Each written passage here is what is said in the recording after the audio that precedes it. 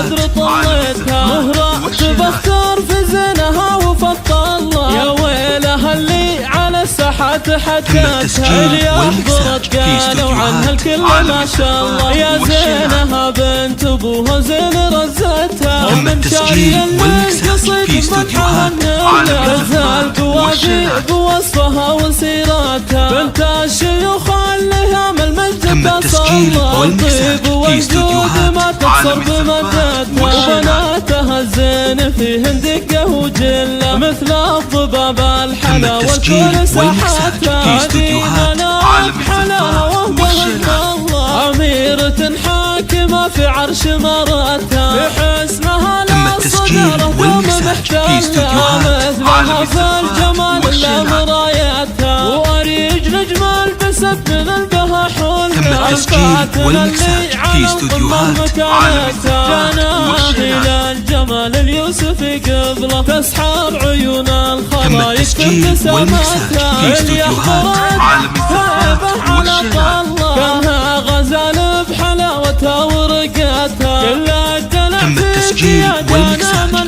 منها اسكافتم يا وردة بلطفتها بنات شغل كريم معرب النصلة عطى الله علومة وصنعتها بنات المطرفية الفخر كله قبيلة فارضة بالمجد هبتها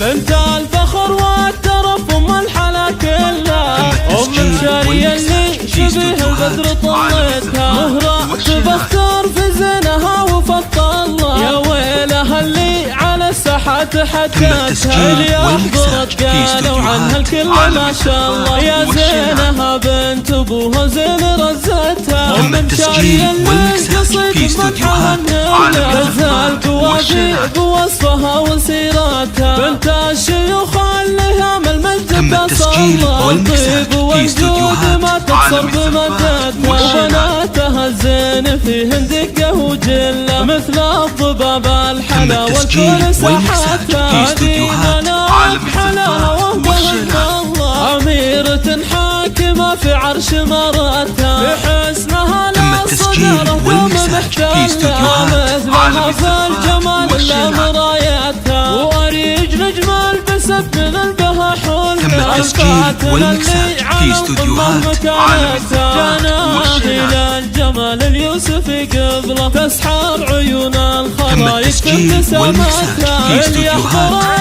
هيبة على طلة كانها غزال بحلاوتها ورقتها كل الدلع فيك يا دانا من منها اسكافتم يا وردة بلطفتها بنات شغل كريم معرب النصلة عطى الله علومة وصنعتها بنات المطرفية الفخر كله قبيلة فارضة بالمجد هبتها